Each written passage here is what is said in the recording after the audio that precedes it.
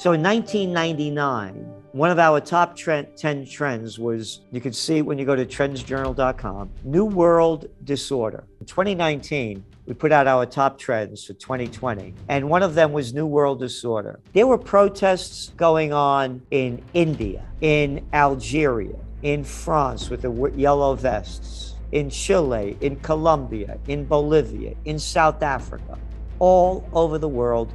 People were taking to the streets in protest of lack of basic living standards, government corruption, crime, violence, immigration problems. They started to really escalate as people trying to get the hell out of where they were. Then gave us the COVID war, brought to you on Chinese Lunar New Year 2020, the year of the rat. I forgot. There were also protests going on in a place called Hong Kong.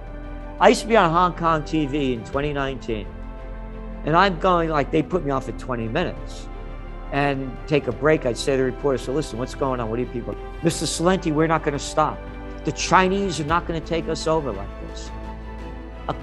A city of 7.5 million people, 7.5 million, 1 million were taking to the streets to protest against China pushing on their regulations and rules on. Lock down Hong Kong, pass the Security Act, it's all over. And one country after another did the same thing. We got the COVID going on, you can't protest anymore. So now going back to Sri Lanka, you're gonna see this everywhere. You're gonna see it in country after country after country. And what you're going to start seeing is that these protests that break out, they're gonna go into civil wars, and then regional wars, and then world wars. When all else fails, they take you to war. What happened after the Great Depression?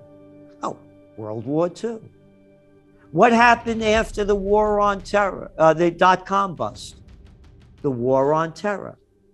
World War I began when they assassinated the Archduke Ferdinand in Sarajevo. What the hell is a Sarajevo, and who gives a damn about the Archduke? It was building up to that. Oh, you mean the Ukraine war isn't the building up to it?